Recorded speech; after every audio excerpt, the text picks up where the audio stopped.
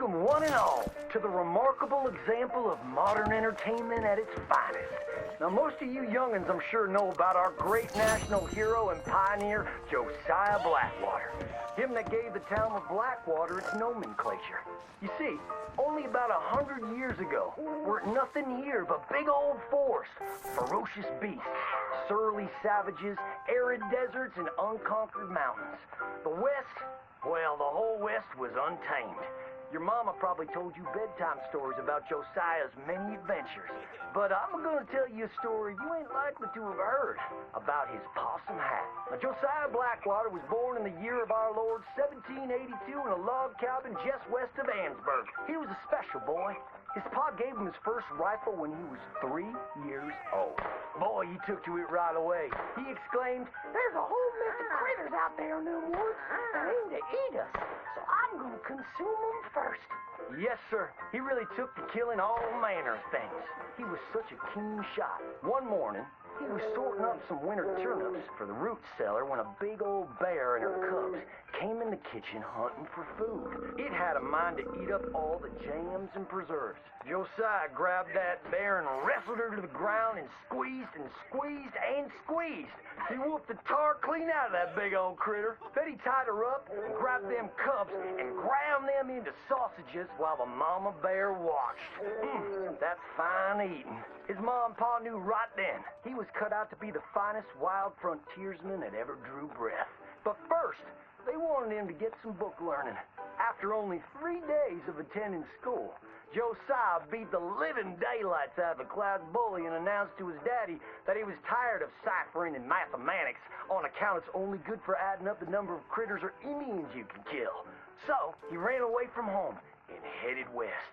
Now, these lands were occupied by savages then, and when Josiah Blackwater came scouting through, he recognized it to be a land of splendor, wasted on those that couldn't appreciate it on account of worshiping false idols. He got rid of all them pesky buffalo, and thereby ensured those infernal Injuns didn't have nothing to eat. Of course, that got them mightily riled up, so he had to slaughter all of them too. Just like his daddy had once done to the Redcoats in 1775. Right about that time, he met an Indian girl he took pity on account of having annihilated her family.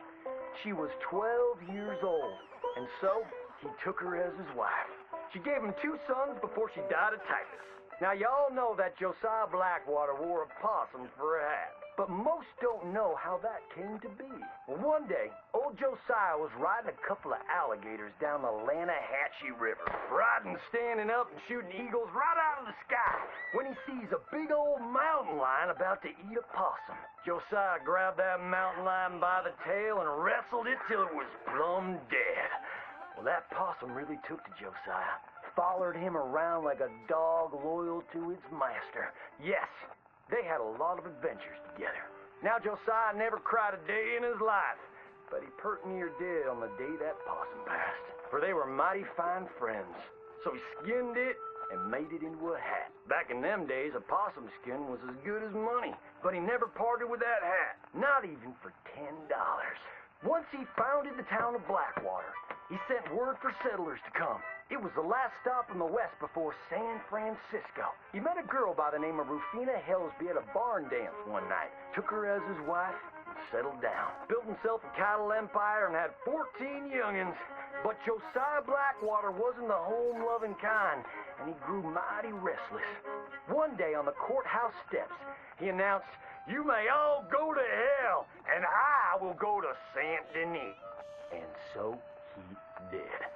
Enjoyed French pursuits of strumpets and wanton gluttony, which is where he came upon the idea of running for Congress.